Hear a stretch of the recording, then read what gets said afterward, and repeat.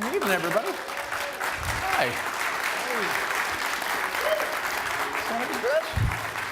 Jim DeMint, everybody.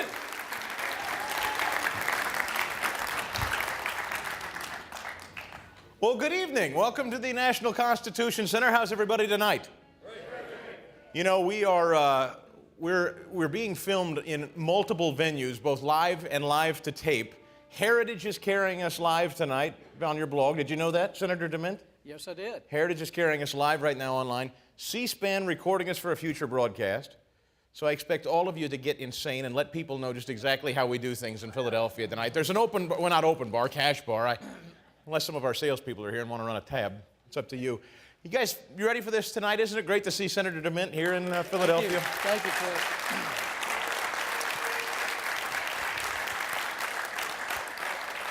I want to thank our sponsors tonight, the West Shore Group, online at westshorefunds.com, the Constitution Center, who they have been the most fantastic hosts and have really put a premium. Our friend Jeff has really put a premium on bringing in speakers of all stripes. And one of the things he said to me when he became the head of the Constitution Center, Senator DeMint, was, you know, I really want conservatives to know they're welcome and they have a home, too, at the Constitution Center in Philadelphia. And he's worked very hard to make that happen. And I also want to thank our friend Colin Hanna. Colin is here from Let Freedom Ring, and Colin is a great sponsor of our show and introduced me actually to Heritage and Senator DeMint personally last year. So, but most of all, thank you very much for being here and listening to Talk Radio 1210 WPHT. You know, the very first pocket Constitution I ever picked up was from Heritage, as a matter of fact. And inside it says, founded in 1973, the Heritage Foundation is a research and educational institution, a think tank, whose mission it is to formulate and promote conservative policies based on the principles of free enterprise, limited government, individual freedom, traditional American values, and a strong national defense. In other words, the Heritage Foundation is doing in Washington, D.C., what I believe just a block away our founders intended all of Washington, D.C. to do. That's why we're there. Yeah. You've got a...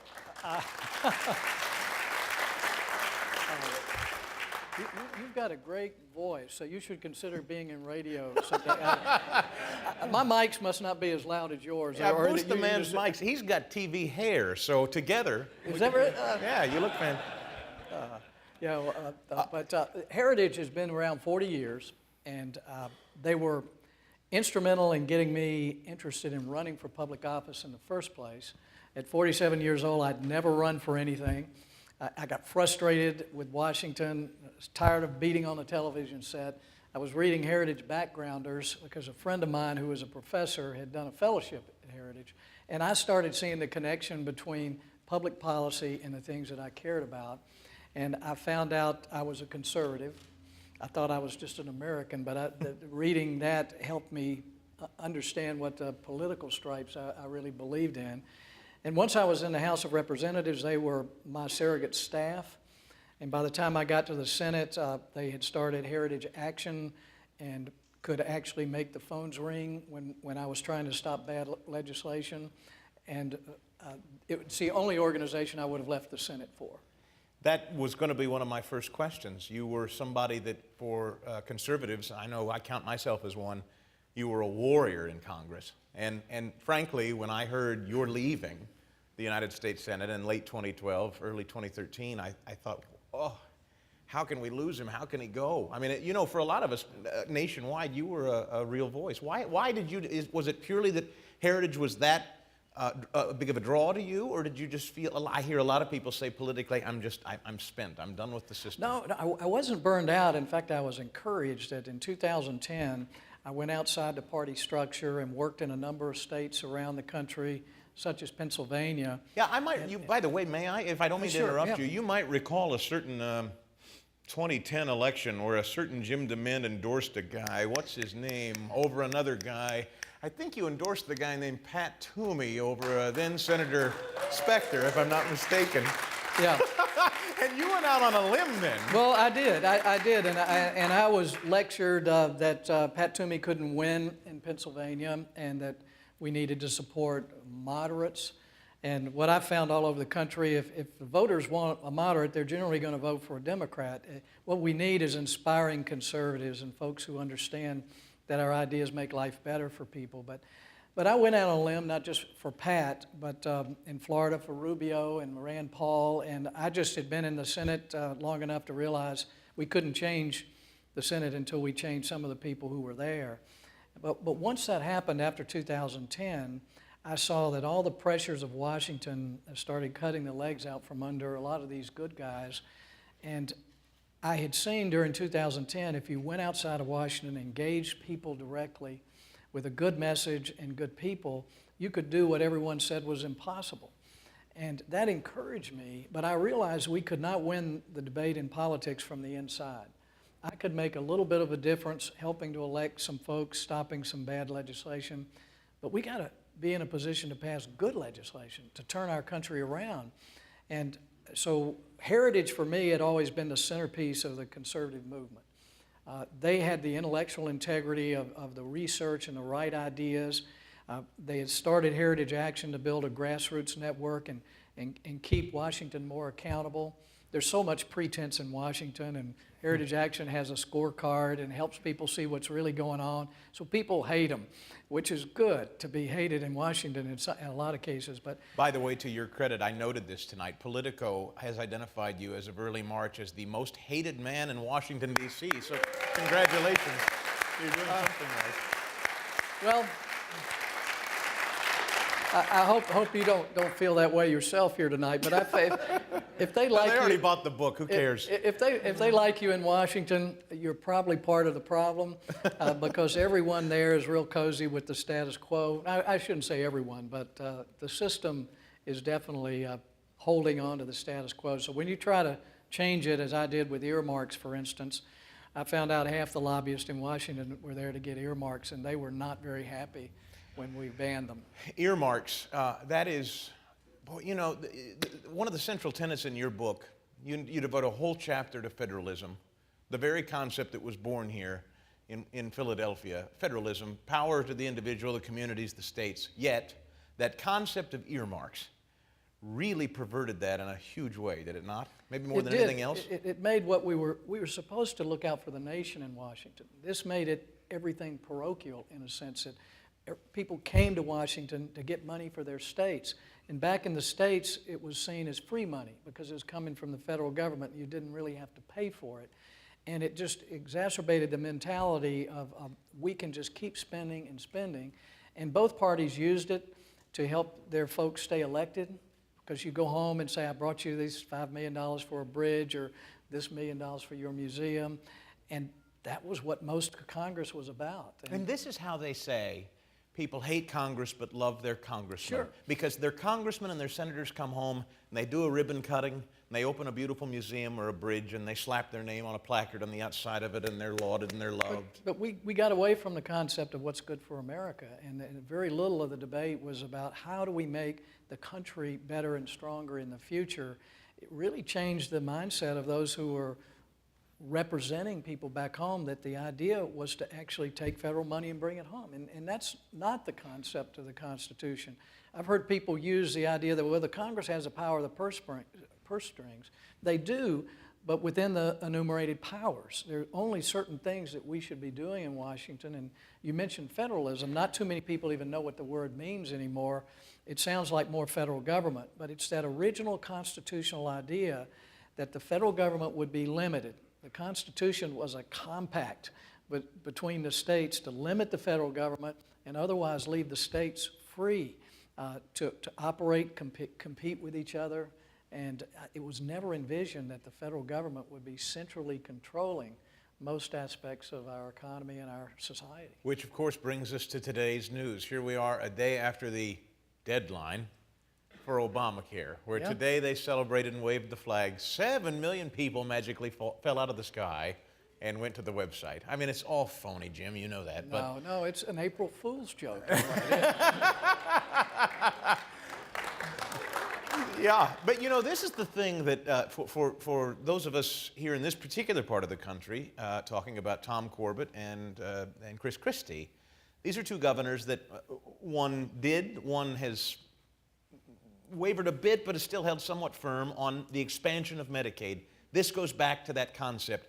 It isn't that conservatives are cruel and heartless and don't want to help the poor, but we all know when you open that door and you start accepting those federal matching funds for the first few years, there you are. You're tied inextricably to the federal government. You've lost control of your state.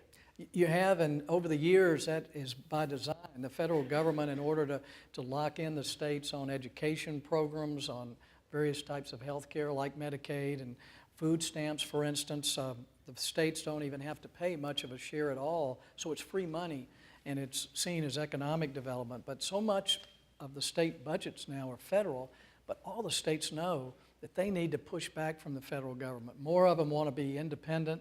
You're seeing that with the rejection of Medicaid, now more and more rejection of Common Core. It was another carrot and string where they were dangling, oh, this is voluntary, this has got a lot of flexibility. The teachers' unions wouldn't be allowing it if it had any flexibility at all for the states. So I'm encouraged that states are realizing that the only way to save our country is for states to push back. And they have the power if they come together, and for instance, school choice is flourishing in a number of states. Other states are beginning to copy, and that means the federal government doesn't have to act. Pennsylvania hopefully will be the next workplace freedom state following Michigan and Wisconsin. That type of thing pushes back against the federal government and gets some of the, I guess, gravy train off for the Democrat Party. But good things are happening in the state, and I write about a lot of those examples, particularly energy development. Pennsylvania is benefiting from that, and so are states like North Dakota. Why is it so radical in some people's minds when you know, during the presidential debates, and I know Perry kind of fumbled the answer, but when asked, what 3 departments would you eliminate? You know, when you start talking about it, it's strange, but it almost seems jarring to people that don't pay a lot of attention day to day. When you start talking about eliminating departments in the federal government, like education or the EPA, some people, they just bristle as though you've taken the Lord's name in vain or something. Yeah. Well, we have to convince people we're for education, and we show them, as I do in the book, time after time, the real strides in education are happening at the state level, not at the federal level, and the federal government and the teachers' unions are not trying to help the students. I mean, you see that in New York. You see it with the DC scholarships. This is helping poor minority children, and the evidence is so clear. It's so clear that it's beginning to unite the right and left around the country. It's one of those issues that we need to bring more in the spotlight as conservatives. But it goes back to federalism. We need to get control out of Washington, but we do have to remind Americans that because we don't want the federal government to do it, means we want it done right. You were in the Senate when that devastating ruling out of nowhere, John Roberts rules Obamacare a tax, thus rendering it the law of the land. And now here we are today trying to unwind this thing. The question on all of our minds, at least as conservatives, is can it be unwound? Even today, the president, again, this is over, the debate is settled. Bill Daley, former White House chief of staff, was on the networks today saying it's over, the debate is over, this will never be undone. And they're even ceding Republicans will probably take control of Congress, but you're still not going to undo it, Republicans, is basically what they're saying now. So what? What do we do? Well, I hope it's not true, because in some ways it's giving up on what is essentially American to accept socialized medicine. And that's the design of Obamacare, is we know it's going to basically fall apart and the private health insurance market cannot work under this regimen. And so in a matter of months, you're going to hear more calls for a single payer system where the government will essentially control all of it. I think there's a good opportunity here with this election to use Obamacare as a teachable moment for this country. Do you mean this fall or also the presidential election? I think for both, but it's going to depend on what Republicans can do if they do take the majority in the Senate to at least delay the parts that the president has delayed and slow this thing down to allow the private insurance market to survive another 2 years and to give states alternative to this. If we can buy some time till 2016 where we get a good president elected, I think this can be unraveled. It's going to be hard. But if we don't unravel it, you're going to have what you have in other countries where there's socialized medicine. You'll have a two-tiered system. The people with money will buy real health insurance and get real health care, and those who don't are going to end up on Medicaid-style plans where the doctors really don't want to see you coming because they lose money when you come. And that's a major portion of this book, incidentally. In chapter 8, you talk about let doctors be doctors. The foreword in this book is by a gentleman who was just a guest here last night in Souderton, just down the road at Plumstead Christian School, Dr. Ben Carson. yeah. He wrote the foreword. He's been stellar on this subject, but he's one of the guys out there with the warning. He's the canary in the coal mine. Look, neurosurgeons like me, the smartest and the best among us, what we're building here repels guys like me from the system. It's going to be hard to get guys like him to go to school until they're over 30 years old with hundreds of thousands of debt in order to be something that the bureaucrats will control how he practices medicine. So it's going to be harder and harder to attract the best and the brightest. And Ben's an inspiring speaker. Yeah. Unfortunately, I had the pleasure to speak after him at CPAC this year. It was kind of like I sucked the air out of the room after everyone got up and cheered. You know, it was. But his story in the beginning is just a great story of how the little platoons in America helped him. He grew up with a single mom in poverty, with a lot of racism, in a bad community, but his neighbors, his church groups, the friends, the little people, allowed him to grow up in a good environment and become what he is today. It's just a good testimony that the government can't do those kind of things that helped Dr. Ben Carson succeed. You mentioned little platoons. You use that phrase often in the book. You went on Jon Stewart's show, The Daily Show. Yeah. And this is something that, well, it's a two-parter. Let me stick with the little platoons, and I'll stick with the second part of that in a minute. Jon Stewart picked up on that statement and the idea of communities solving problems. He then, as they do very artfully, took the words, played with them a little bit, and basically made you sound as though you endorse community activism. Mm-hmm. He really affected, and that's what the left does magically. Sure. You talking about churches and civic groups helping one another in small communities, he turned into, well, that's what Barack Obama is. No, he's organizes to get something from government. Americans organize to do things themselves, and de Tocqueville noted that about our country when he came over in the early 1800s. He was almost stunned that when Americans saw a problem, instead of telling the government to do it, they found a few friends and neighbors and solved the problem themselves. Mm-hmm. And that, so it's not only what works in the community. Edmund Burke used the quote of little platoons, pointing out that that's what creates what he called affection for each other and that public affection we have for our country. And you really don't develop that love of country from the top down. You develop it from those people that are closest to you in your life and an appreciation for the country that allows that to happen. And so the main point of the book is reminding Americans that we were the only country in the world, at least a country of this size, that was built from the ground up. We were not built from the top down or controlled from the top down. And that's why we were so prosperous and innovative. And that's why you could have the most diverse population in the world live together in harmony most of the time, because you and I can get along, care about each other, and disagree on everything, as long as you don't have to believe what I believe and I don't have to believe what you believe. But once my ideas are forced down your throat by the government, you don't like me and you don't like the government who's doing it. And that's what's happening in America today. Politics is dividing us. This president divides us into groups and plays one against another. And every time there's a one-size-fits-all for schools, some succeed and some fail, so some resent it. And when we're all forced into the same healthcare system, it doesn't work for a lot of us, and we resent it. And if we allow a lot of choices, people can live together and have that public affection that Edmund Burke talks about that makes this country so vibrant. There is an instinctive desire for people to manage their own affairs locally, but I don't know if the left, this particular administration, has created such a sense of gloom and despair and desperation in some people. They feel like the only possible answer can't be me, can't be my pastor, can't be my city council. It's got to be Big Daddy, Washington, D.C. Well, that's part of the left's pitch, is that trying to convince people that left on your own, you can't survive, that these big special interests are going to take advantage of you. The rich people will take advantage of you. We have to just show them a better way. And then part of the book, really all through it, are examples all around the country where government doesn't help the little guy. It doesn't help the middle class. It doesn't help the poor. Basically, the big government helps the rich, what I call bigonomics.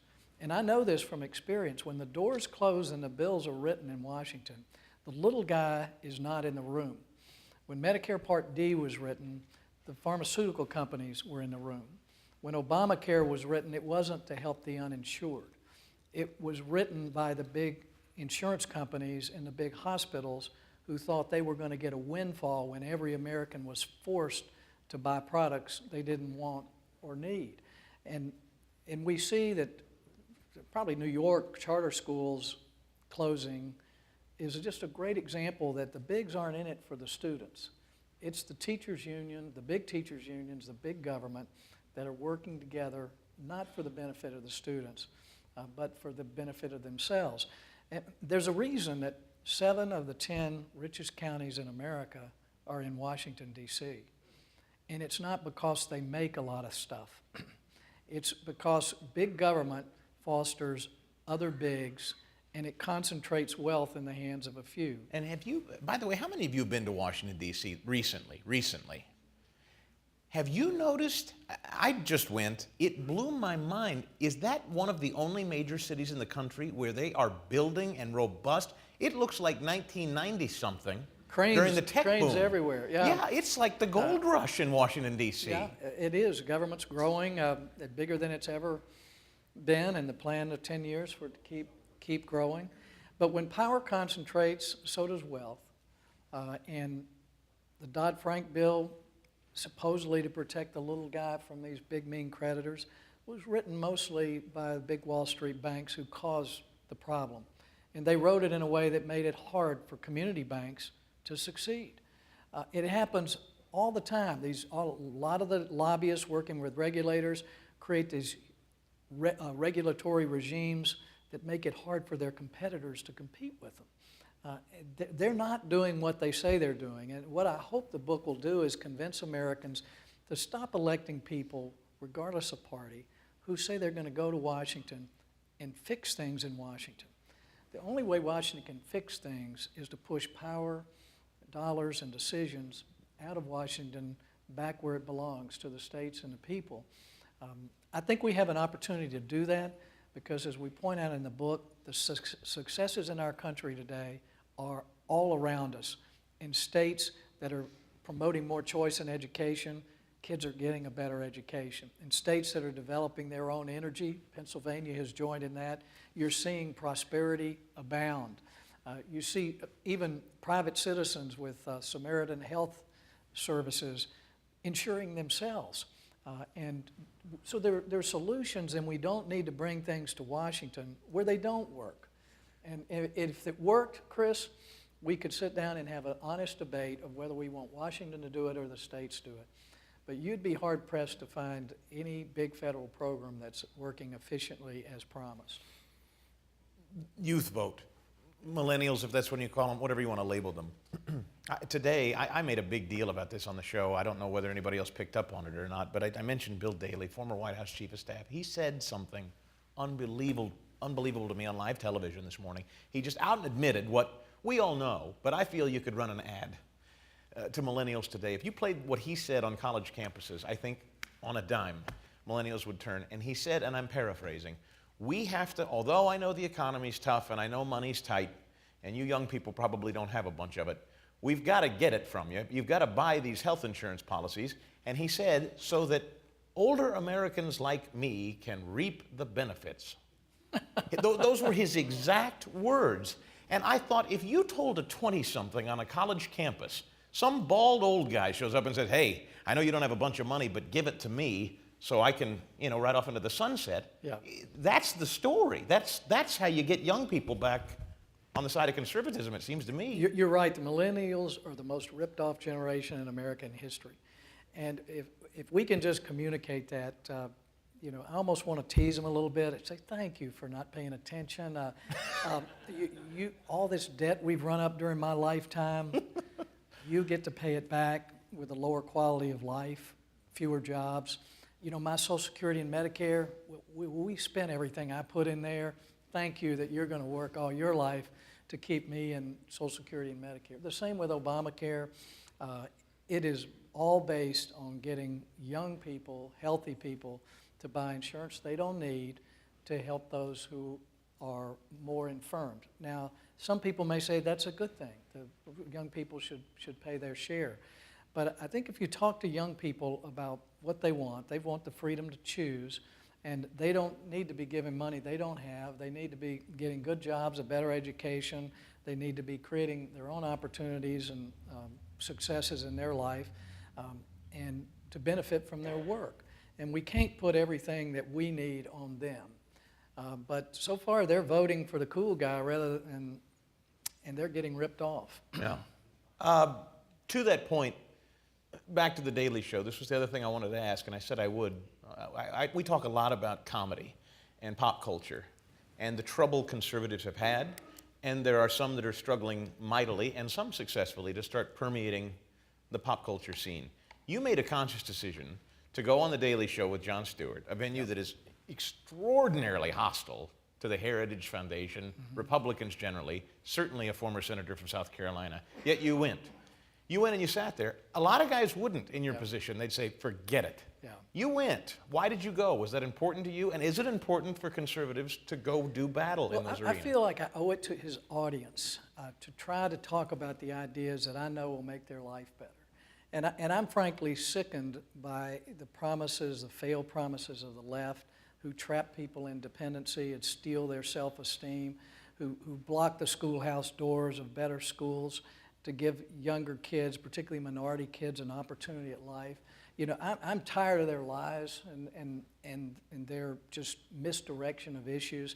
And so they may boo me, but frankly, Jon Stewart has been reasonably good and asked his audience to be respectful. And I don't expect to win a debate there because that's not allowed. The audience will get on me if I say something too good.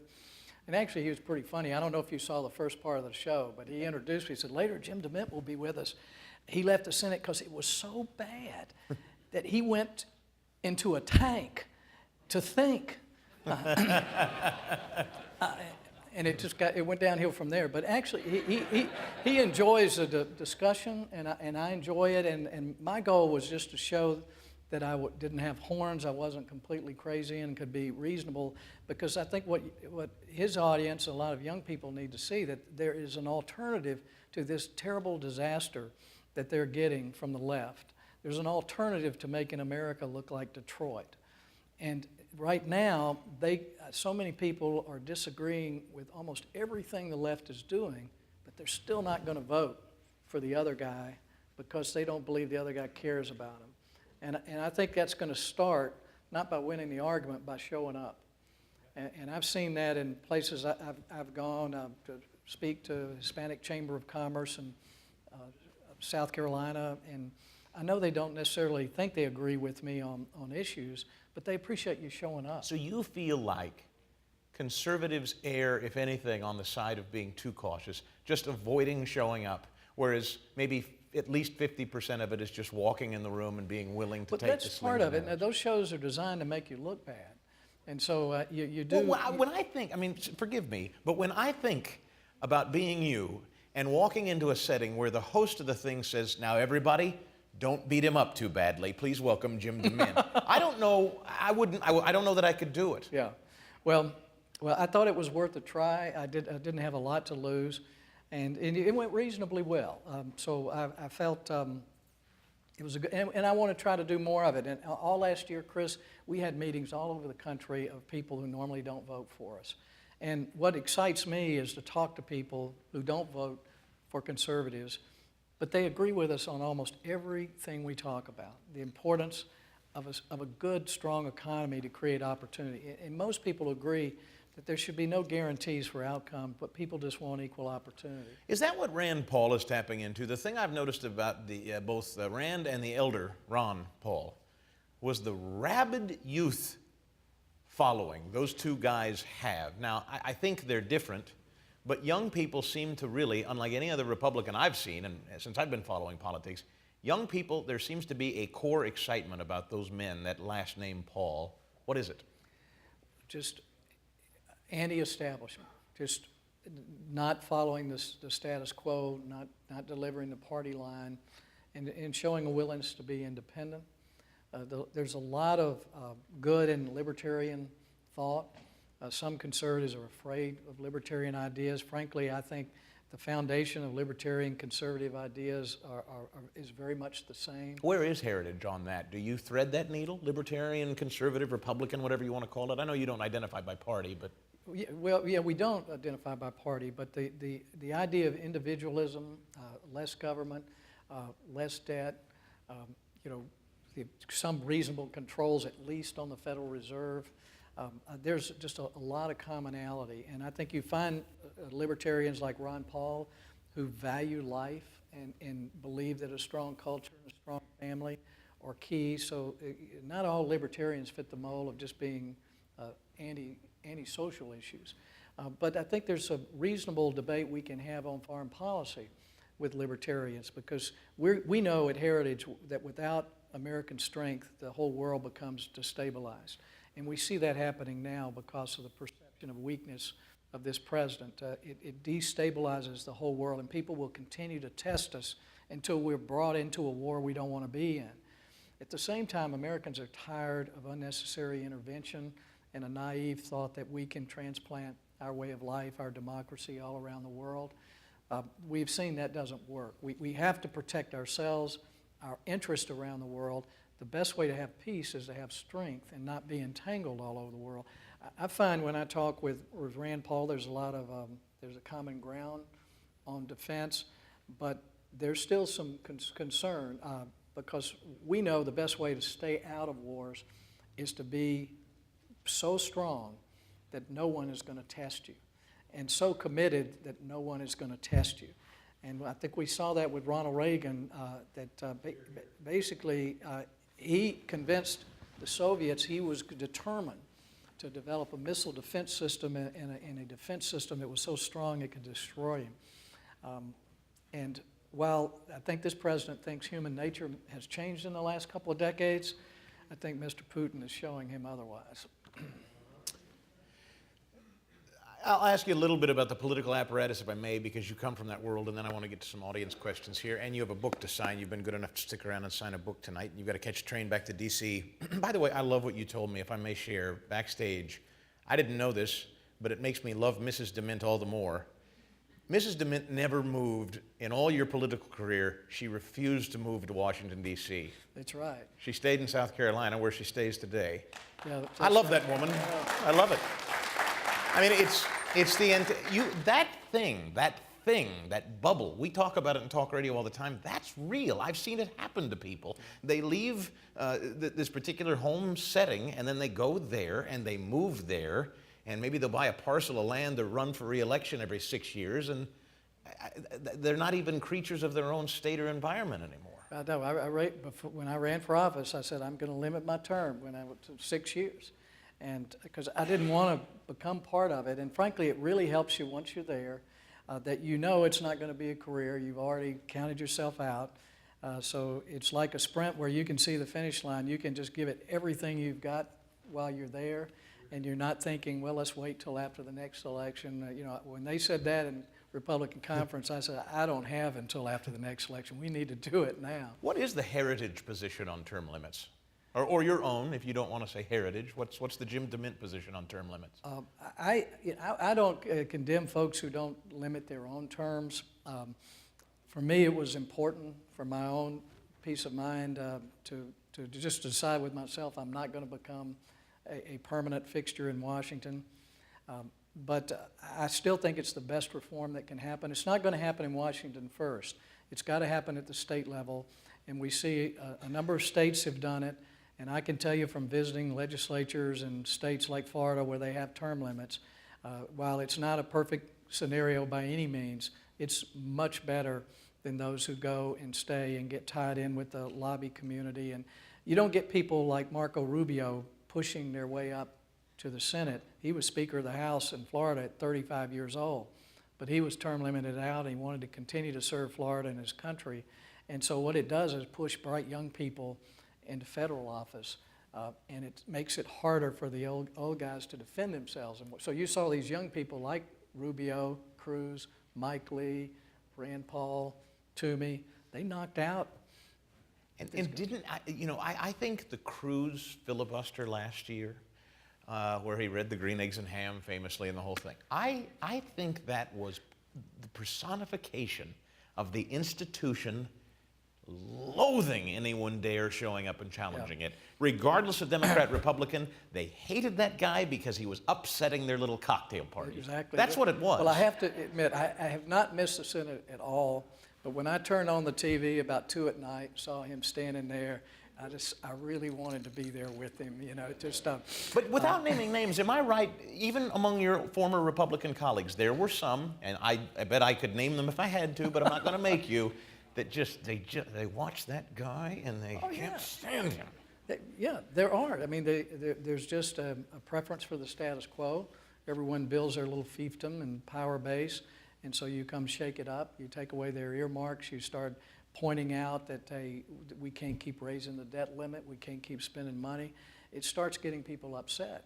And if Ted couldn't leave Washington and land anywhere in the country to cheering crowds, they would already have cut his legs out from under him. Fortunately, he's got Mike Lee there to support him and some others, but these guys are taking a lot of grief. When you take on both parties, like my wife told me one time, she was reading the paper and she said, Jim, if the Republicans disagree with you and the Democrats disagree with you, have you ever considered that you might be wrong? But I don't think so. Now, here's the thing that I also hear from some of the conventional wisdom folks. They say, standing on principle is one thing, Chris, but you have to be able to govern.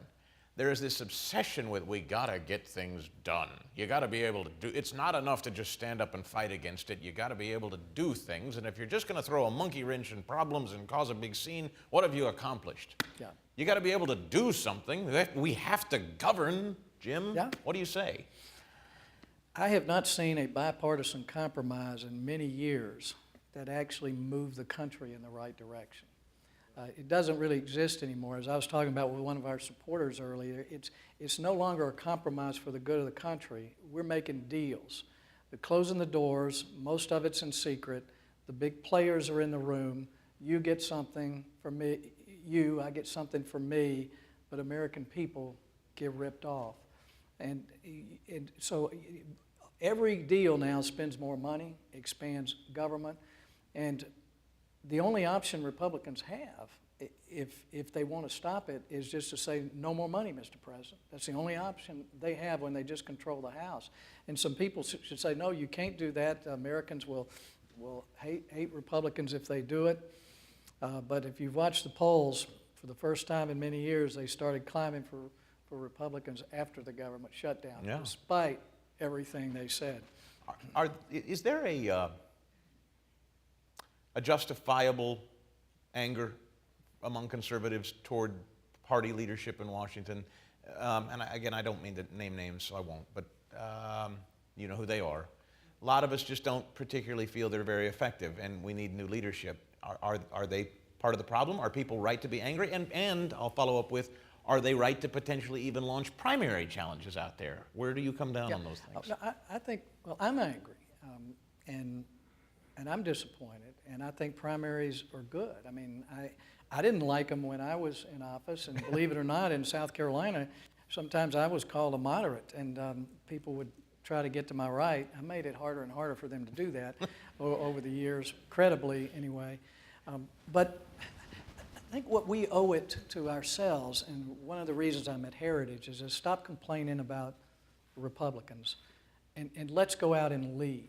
Let's win the debate with the American people ourselves. It's what you do every day on the radio. We have to convince Americans that our ideas will make their life better and their future brighter, our country stronger, our economy better.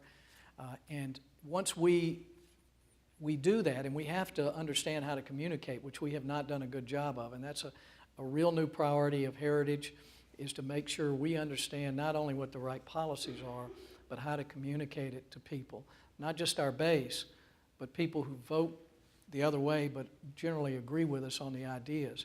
So I'm convinced we can win the debate with the American people, and the politics will follow. Just like in 2010, Republicans had nothing to do with the Tea Party. And a matter of fact, the leadership in Washington didn't even like it. But the only election they've won in over a decade has been because of the Tea Party. It's a grassroots group of people who are concerned about our country, and they've been blamed for everything that goes wrong in Washington, and they don't have anything to do with it. But what we want to do is start another parade like that. I'm working with Mike Needham at Heritage Action and other folks all around the country, like Let Freedom Ring.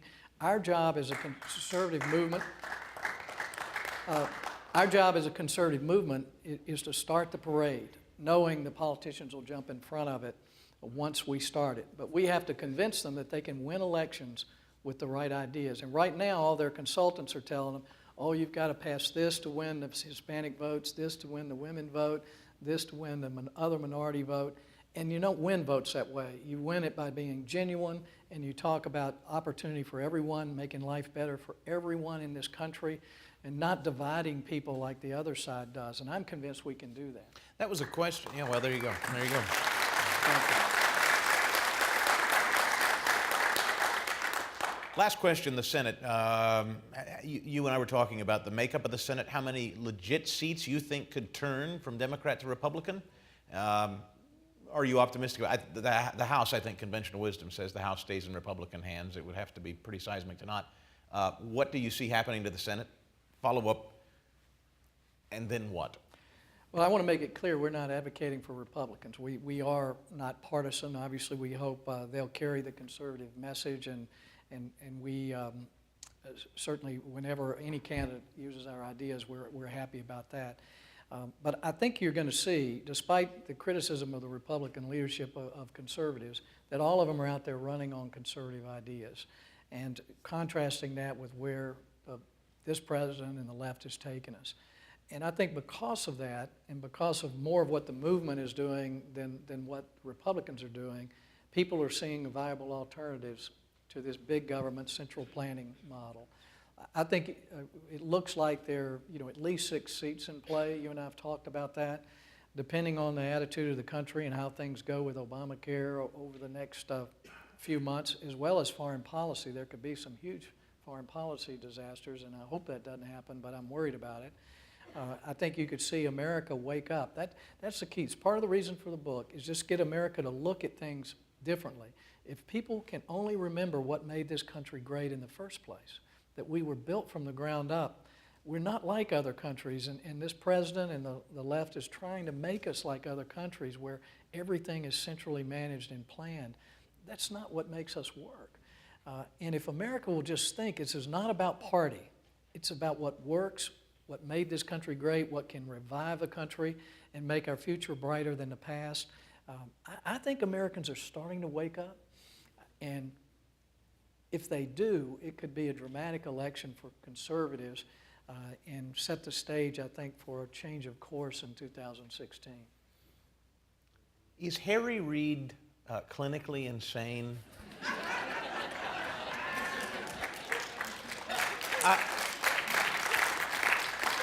I have to know, just from just a sheer, because you were there. Okay, drop Republican, drop Heritage, drop anything. Just tell me, Jim DeMint, just you and us and friends here.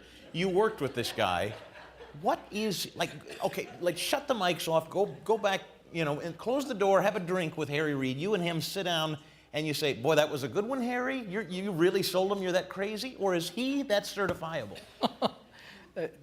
You're not going to like this, but Harry Reid and I are actually friends. Oh, I don't like that. Yeah, with that, good night, everybody. He and I, we disagree on everything, but I read his book, he read my book, Saving Freedom, a couple of years ago. Did he pay attention to it? Yeah, he did, but he just has a different philosophy. It's a utopian. We've got to protect the little guy with the big government, and he's smart. He knows the media doesn't hold him accountable. If a Republican said anything like what he says, oh, no one's being hurt from Obamacare. They're all lies. I mean. He really seems, and I mean this, he really seems like a very nasty man. No, like a personally nasty person. No, he's a tough guy, and he's going to fight for what he believes in. And what conservatives should expect and they deserve is people in the House and the Senate who will fight for what we believe in. All right, I'll leave you alone. I could do that all day. Don't get me started on Schumer. The little reading glasses. No, Schumer and I are not as close. That's about as Mason-Dixon line as it gets, isn't it? Complete with accents for both of you. That's right. All right, question from the audience. Kelly asked, it's pretty clear, Jim, that a lot of blue-collar conservatives stayed home on Election Day. In fact, we just had Senator Santorum on the show today. He apparently has a book coming out about this in about a month. And his real obsession is talking with working class, what he calls working class conservatives or blue-collar conservatives, whatever you want to call it. A lot of them stayed home. We know that, 3 to 4 million, depending on the numbers. What must be said and done to bring them back in 2016? Well, it is true. Consultants have learned if they make elections real negative, a lot of the good guys stay home. We don't really want to be involved with it. That's why a lot of people have backed off from the activism of the Tea Party, is they've been vilified, they've been blamed for everything. And so that's by design. But what we have to convince Americans that don't want anything from government is that we really need their active participation in the political process. That, as far as I'm concerned, God's given us this wonderful garden called America that we're stewards of. And we can't take a pass on being involved with it because our Constitution says we, the people, are actually in charge of this place. And if you stay home, then you're actually just abrogating your responsibility. And we can't do that. So we have to invite good people back into the process and help, and we have to give them good alternatives. I mean, good people can see a genuine person, and they don't like the choices sometimes they have in politics, but hopefully we can make the ideas so persuasive that it's going to attract more good people into the arena. And if good people get in and they're supported, then they'll stay and they'll fight. But if they're not supported and all they hear is the criticism for not spending more money for this group or that group, and frankly that's mostly what you hear in Washington, is why did you not support this big boondoggle because it had something in there for me. We've got to get the country doing what they're doing now in small groups. As I said with Ted Cruz, and I know it happened with me, I was so frustrated in Washington. They were trying to do everything they could to marginalize me because I had taken these strong stands against some of the things they were doing. But every time I went around the country to campaign for a candidate or something, and people came up and they'd say, thanks for fighting, we're praying for you, what can I do? It just kept me going. It kept me in the fight knowing that I'm on the right team. The guys back in Washington, they're the wrong team. So America has to do what Milton Friedman said. He said, we have to create an environment in this country where even the wrong people will do the right thing in office. Yeah. And we haven't created that yet, and that's what we want to do at the Heritage Foundation. That's a big part of what the book's about. You know, I just to share a personal anecdote, and I don't need to name names, it's not the point. I recall just having started my talk radio career, and it was during I was a couple of years into it, during the bank bailouts of 2008. It was just as Bush was leaving, Obama was coming in, and there was a prominent Republican at the time who was running for office who was for it. And I came out very strongly on the radio against it and was very critical of this particular Republican. And I was summoned to dinner with him. I'm not kidding. I was summoned to dinner with him to get my head right about it.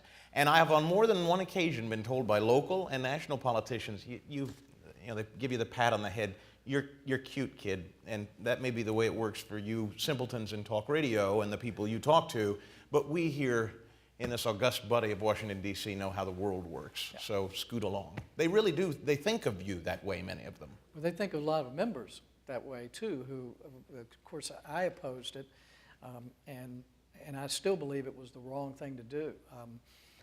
But that's the way you're treated for doing the right thing. And we have to change that culture in America, get enough people active and informed. They should be intimidated by us, not patronizing us. Exactly, and they are to a degree.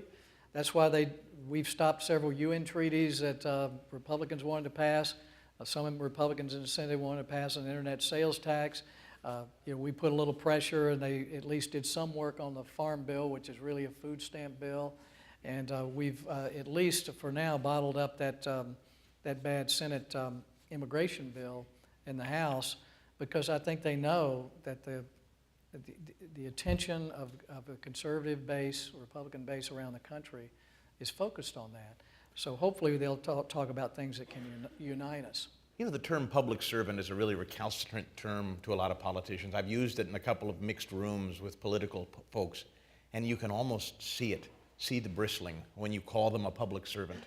When you say, you work for me. We've gotten so perversely out of whack with that. Yeah. When you actually look at an elected guy and you say, you work for me, you're to serve us, it's almost offensive to them.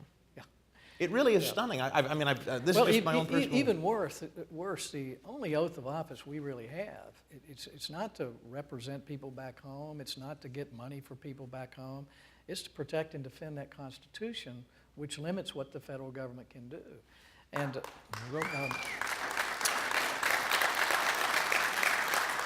all right, this is a great question and something I get calls about this all the time. Why have there not been legit court challenges? Maybe there have. We're certainly seeing it with Hobby Lobby. Why no legit court challenges to all the executive orders and similar end-arounds Congress that have been going on with this president? Why are we not seeing...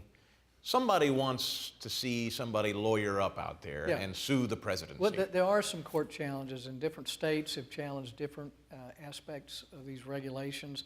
The problem with the court route is it can take 2 or 3 years. By then the president will be gone and a lot of the damage is done. And the Congress cannot effectively reverse a regulation as long as Harry Reid's in control of the Senate.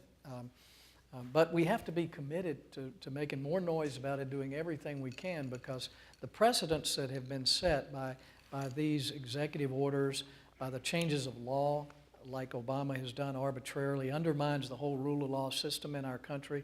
Very, very dangerous. And I think we have a good case, and some folks are making it now, is that it's not a law. Obamacare is not a law because of the way it's been implemented. We just have to keep the fight on many fronts. And folks are saying, hey, we need to compromise, we need to give it up. We never give up. Dennis wants to know a couple things. They're pretty big. Common Core is starting to, I've experienced this at the house. I've never seen a third grader's math problem look like something I did in algebra in college, but that's what Common Core is doing. It's insane. Jim, I'm not kidding. I cannot help my third grader with his math. Yeah. What Common Core has done to the way they teach math is insanity. But what do you do to unravel it? Can anything be done to stop it at this point? Well, we've been working on... And what is it, by the way, for people that don't know? Well, Common Core is another example of the federal government putting a cover sheet on a proposal that really misleads what it is. There were some ideas of standards at the state level, some in Florida, that actually worked. But when you bring that to Washington and say, okay, now everybody's going to do this, suddenly you kill what made it work in the first place. And that's the competition between the states, the innovation. Once you do a one-size-fits-all solution for all 50 states, everyone's teaching to the test again, like we saw with No Child Left Behind. And the variation, which creates the innovation, begins to diminish. But this was something that was promised to be voluntary for states, that there would be state flexibility. But what's happened as the states, we've brought it to their attention, and so have a number of other groups, of what it actually does. People are seeing that what was on the cover page of this thing is not what it is. That's why you see governors like Mike Pence, who took a very deliberate process to study it and look at it after they'd signed up for it. Now they're backing out of it. And I think you're going to see more and more states get out of another federal regimen. What we need is federalism for education. 50 states competing for the best system. And all over the country now, we see states looking at what another state did. They're copying it and making it better. And this competition is actually creating a new education model. Common Core kills that. What are the chances of a full repeal? Full repeal, Eric wants to know, of Obamacare. Will it ever be completely undone? Or you hear a lot of Republicans now saying, we can work with a couple of elements of it. They don't. I mean, it even seems like some Republicans have ceded we'll never really undo it all. Well, it needs to be fully repealed. This idea that you can tweak it or fix it is wrong, because it's built on the model of central control. And what we need to do is go back to some of those ideas that Democrats rejected for years, that give an individual who buys a health insurance plan the same tax treatment that you give a company. Allows small businesses to come together, a bunch of them, and aggregate their employees so they can buy insurance cheaper.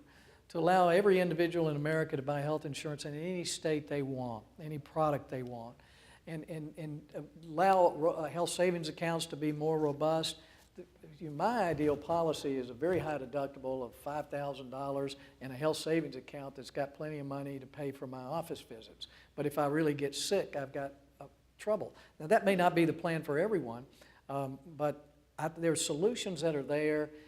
It's what we call a step-by-step approach. And I think if we can just stop the implementation of this bill, and I still wouldn't fund it. If I was in Congress, I would never, again, support anything that had $1 in it for Obamacare, because this is going to hurt our country. It's going to hurt the poor. It's going to hurt our health care system. And I think we should continue to fight for full repeal of Obamacare.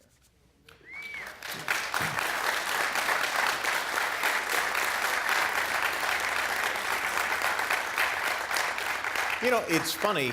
I'm told there are people that will drive to, say, states like Delaware to buy a flat screen television. Say, on the tax issue. I mean, we do these things all the time. Just people that maybe don't even pay attention to politics will go find the best deal. We'll cross a state line to go buy something at the Best Buy to avoid sales tax. Sure. We do that stuff all the time. And yet, we've accepted the notion we can't do that with our health insurance. We've got to have Washington solve it all for us. Okay, you get it. I'm sorry. Preaching to the choir. How do we convince individual citizens they must sacrifice entitlements for the good of our country? That's from Bill. How do you convince somebody you got to sacrifice entitlements? Well, because that's what Paul. Listen, Paul Ryan. My gosh, Grandma off the cliff. That guy. Yeah. He's as sterling as they come, and they eviscerated the guy. Yeah, they did. But in entitlements, Social Security and Medicare, people are entitled to them because they paid for them. And veterans benefits, people are entitled to them because they earned them. Now, Obamacare is not an entitlement. Medicaid is not an entitlement. Food stamps are not. Welfare is not, because people didn't earn or pay for them. They're essentially public charity in some ways. And I'm sure that'll get me in a lot of political trouble. But people need to recognize the difference between what's paid for.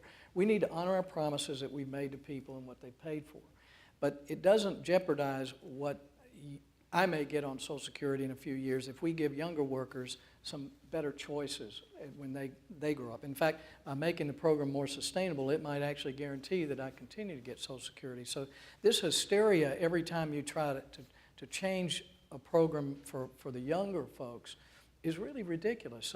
What Paul is suggesting is, just as in an employer plan where employer pays for part of your policy and you pay for part of it, is allow the same concept to work for Medicare. When you get to retirement, that Medicare will pay part of a premium of your private policy so you can keep your private policy, and you pay the other part. It saves the government money. It allows people to stay on their own plans. It certainly doesn't push grandma over the cliff because it doesn't affect anybody who's already on Medicare. It's just giving younger people better choices. But we have to be bolder. When Paul Ryan introduced something like that, and the party structure's not there for him, they all run for the hills. Yeah. And what we need is just bold leadership who will not avoid these issues, but to help develop them. Dave Camp in the House came out with a tax reform plan. Now, we had some problems with it, but we applauded the fact that he was at least introduced something so people couldn't say we didn't have any ideas. But we need to promote those ideas and show that there are alternatives and begin to defend them.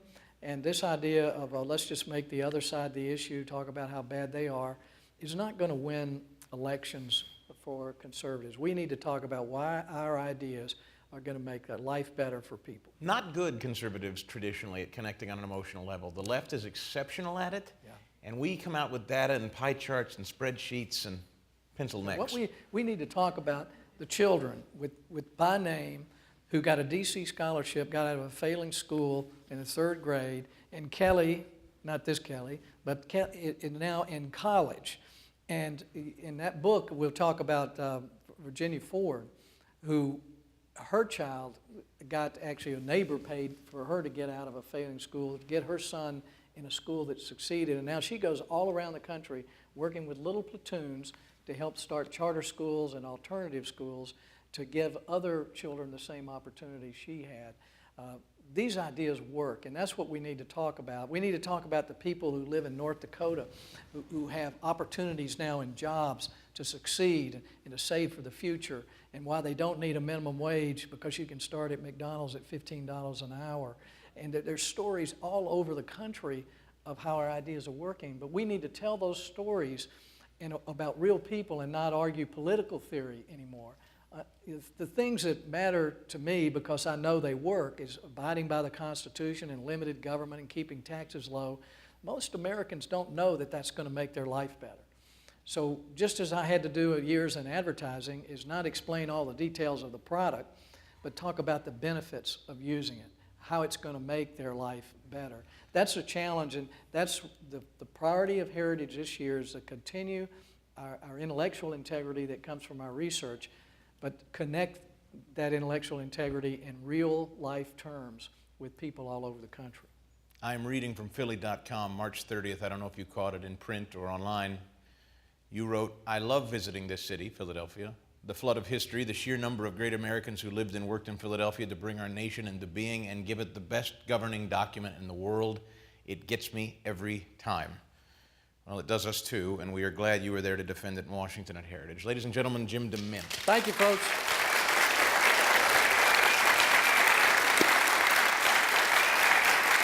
Thank you. Thanks, Chris.